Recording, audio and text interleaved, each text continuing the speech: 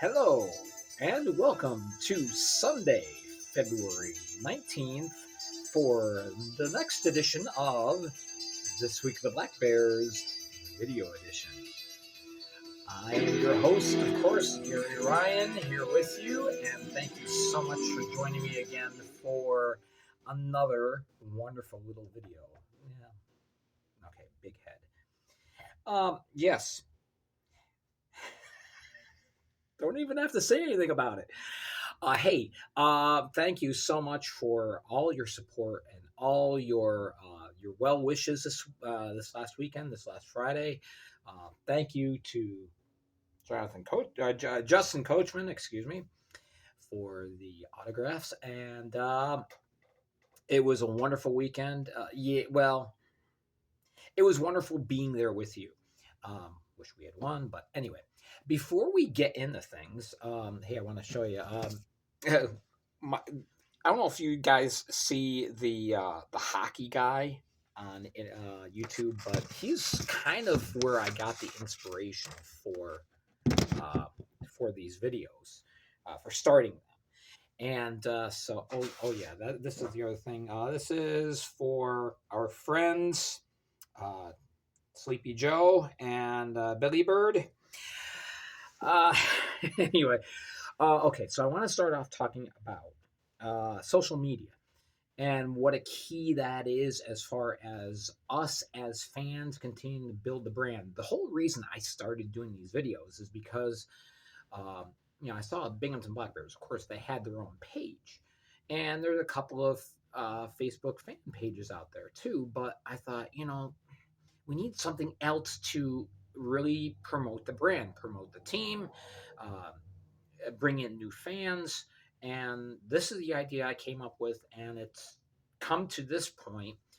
And a lot of the success with that has been because of you guys listening and watching, and I so very much appreciate you. In the meantime, I think we can collectively do a lot more by more activity on social media. We can really become the social media kings and queens. Of course, uh, Binghamton's got their official team page.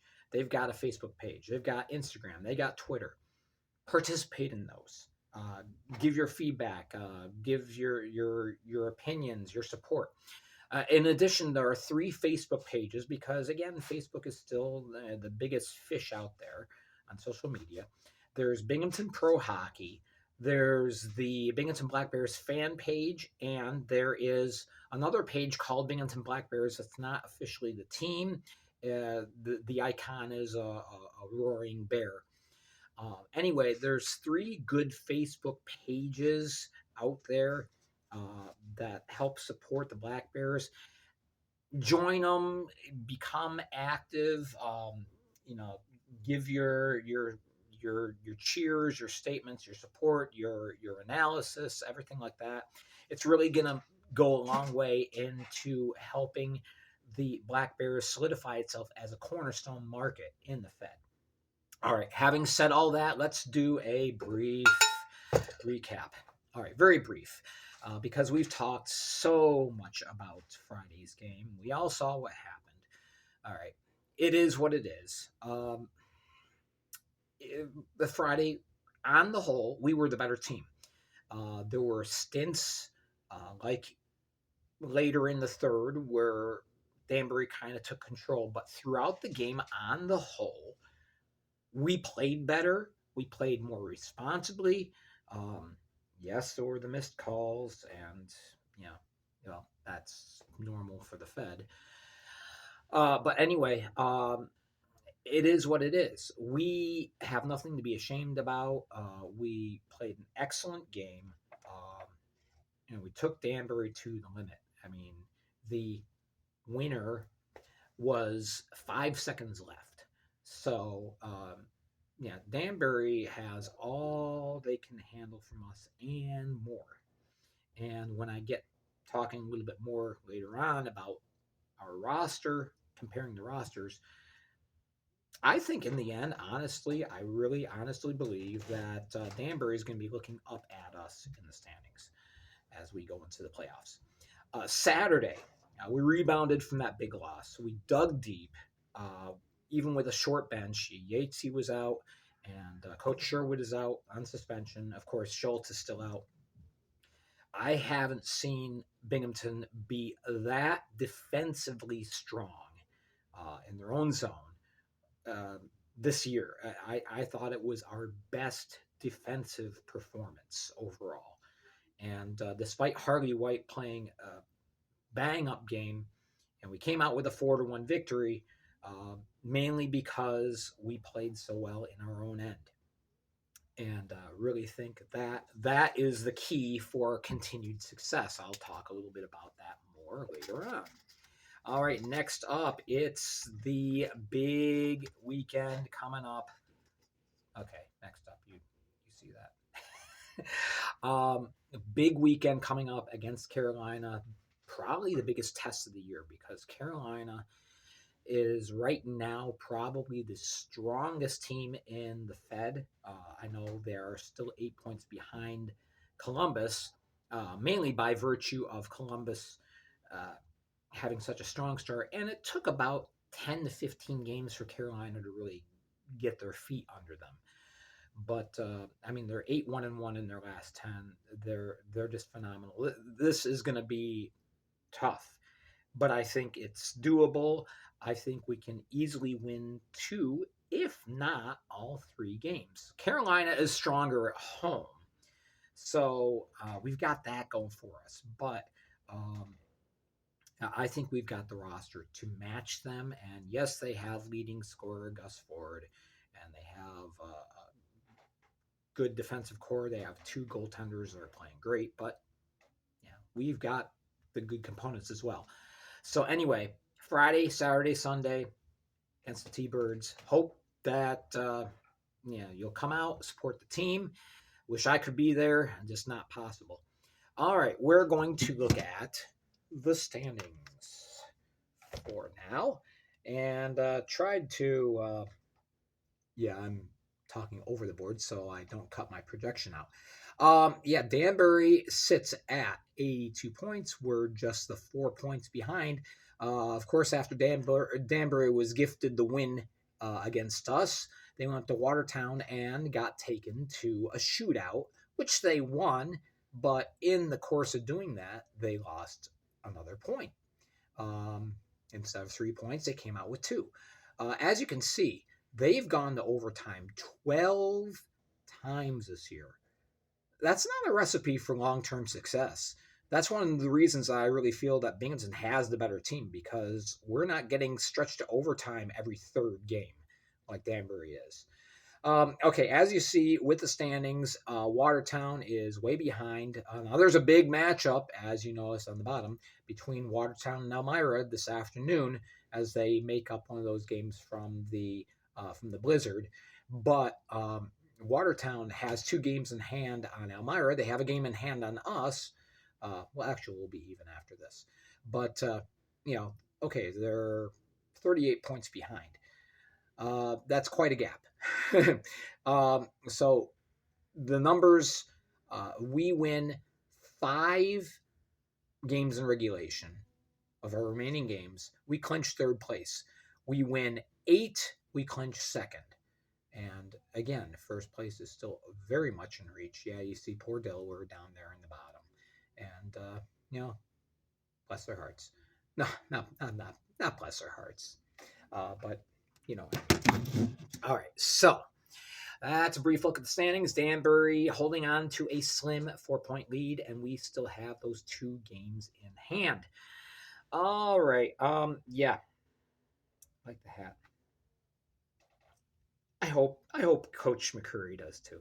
Yeah, I know what he's doing with the hat. The hat tricks. It's an homage to the hat making factories up in Danbury, but come on, dude. Okay. So we talked about the standings. Talking about the trade deadline. That is March 6th. All teams have to have their rosters settled via trades by then. The question is, and everybody's asking, okay, do the Black Bears need to make a move?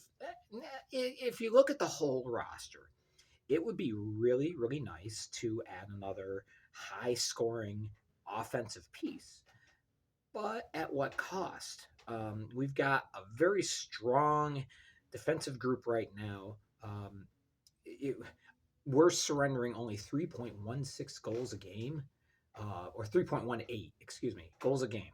That is an extremely great defensive core. And you think about all the players that you have on our defense. Uh, you have Jake Schultz, who will be back on Saturday. You have Powell. You have Olivieri. More on him in a bit. You have Fitzgerald. You have Boycard. You have Coachman. You have Walters.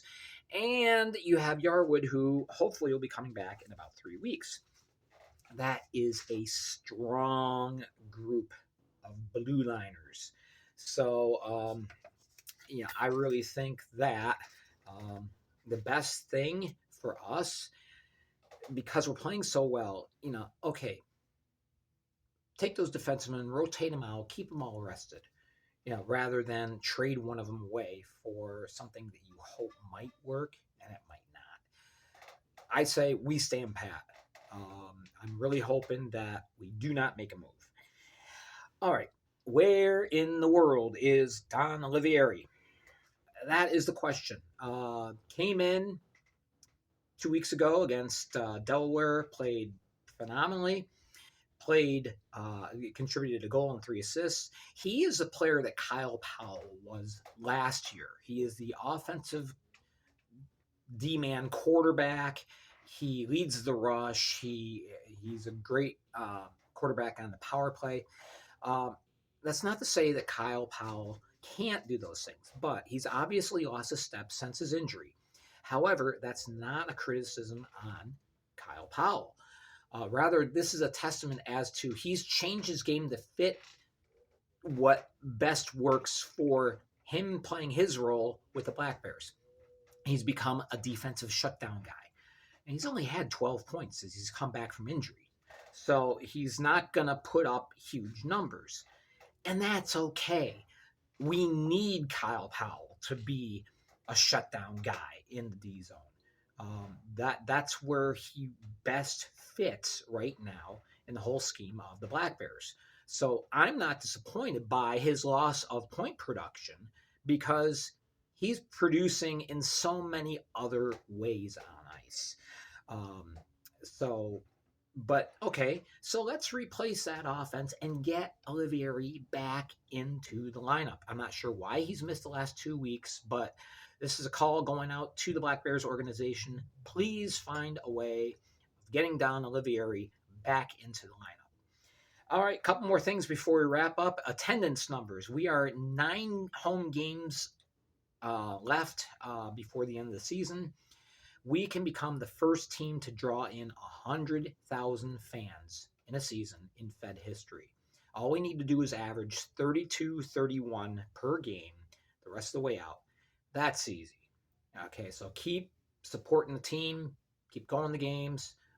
Next game I'm planning on being at is Elmira, where Elmira is at us on March 18th. I wish I could get there before then, but just can't. Wow, we don't even have really much time for the hot takes. Again, I thought we were the better team this last week. Danbury was gifted. Not much else you can say. In the meantime, that's all I really have for you today. If you want to listen to Hot Takes in full, go to Spotify, click on the This Week with the Black Bears Weekend Edition report that is getting posted today. Watch that. Download Spotify. Follow me there under This Week with Black Bears.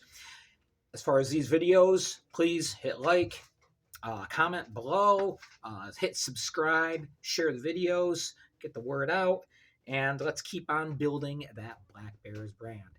Thank you so much again for all that I met and more that I will meet next time I'm up. Thank you so much for watching. This is Gary Ryan. This has been the This Week video edition for the weekend. Take it easy. We'll see you next time.